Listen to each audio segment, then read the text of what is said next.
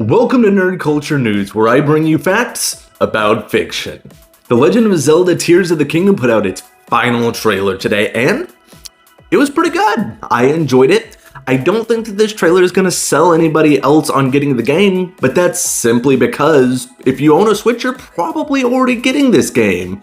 Breath of the Wild was easily one of the best games on the Switch, and to think that it came out when the console first came out means that it has had plenty of time for pretty much everyone that owns a Switch to have played it by now. I do enjoy some of the things that we've seen in this trailer, more along the lines of what will you be doing with some of the powers that we seen nearly a month ago when they showed that gameplay direct. Things like being able to make a carriage or make basically some type of war battle vehicle thing to fight against other people makes it seem like this is going to put such a heavy focus on our creative minds in how we're going to use the mechanics of the game to overcome any obstacles that they put in front of us. This was our first look at Ganon for the game, and thank goodness he looks like Ganon. I'm very excited because in Breath of the Wild, you really only seen him at the very end, and it was this monstrosity version of Ganon as opposed to the version that a lot of people might have been used to if they grew up playing something like Ocarina of Time. Now, we're only 1 month away from Tears of the Kingdom coming out, so it's time to go and get your pre-orders in, and if you're someone that might not have a Switch or just enjoys watching other people play video games, be sure to go and check me out on Twitch, where I will be playing Tears of the Kingdom when it comes out. And over at Disney, they released a trailer for a new series coming over to Disney Plus, Muppet Mayhem, which is going to focus on Electric Mayhem, the band that features Animal from the Muppets. I've been saying for a while that Disney really needs to be doing something more with the Muppets because it feels like since they've acquired it, they really haven't done a whole lot with it. You own a million properties, Disney. Why are we not having crossovers or parody movies or something with the Muppets? We could easily have a Marvel in the Multiverse of Muppets movie. Like, come on, send a few of the Marvel characters to an alternate universe where a bunch of the Muppets are playing the Marvel characters. I think it would be so fun, and there's just so many opportunities for things like that, but they just sit on the Muppet property, and even with this series, it looks like it's going to be fun, but I can't see this being some big renaissance of the Muppets like I keep wishing that it would be.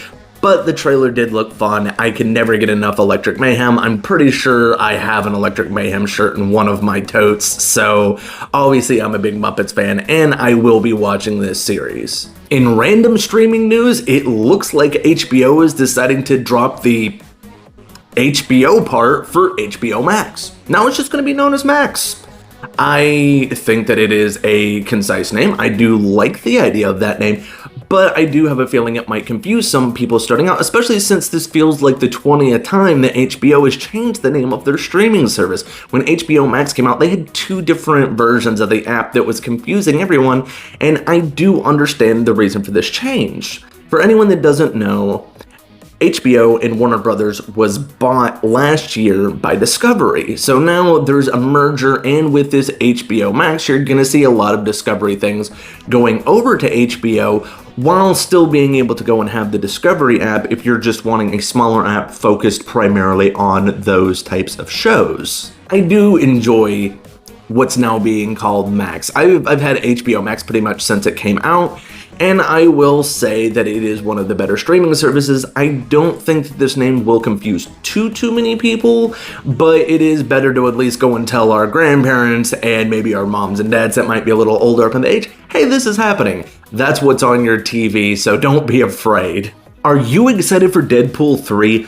Of course you are. It's Deadpool and Wolverine together in a movie. We have Hugh Jackman and Ryan Reynolds. Of course you're excited for this movie. But one of the things a lot of people have been wondering is which cast members from the Deadpool franchise are going to be coming back? Because, as you probably know, Fox was acquired by Disney, and that doesn't quite play with a lot of the way that Deadpool has been before, but don't worry. We're still getting that R-rated Deadpool movie, and more cast members from the original Deadpool movies keep coming back to say that they're going to be part of this. The two that have recently been announced was the actress for Vanessa, Deadpool's girlfriend, wife. I'm not sure where they're at in their relationship right now. It was widowed for a minute there. But we are getting her back, but we are also getting the actor that does the voice for Colossus back, which he is one of the better funny characters in those movies, and it makes you wonder if they're going to carry that Colossus over into the X-Men movies when it comes along, because he has done a fantastic job, and I do like this version of him better than the version we had in the earlier X-Men movies. And yes, Wade and Vanessa's relationship together is probably the best relationship in superhero movies, bar none. So thank you for watching the newest episode of Nerd Culture News. Go give us a like, and if you haven't already, subscribe. We're going to be doing this Monday through Friday. I could really use the support, and I know that I would love to give you the news. Have yourself a beautiful day.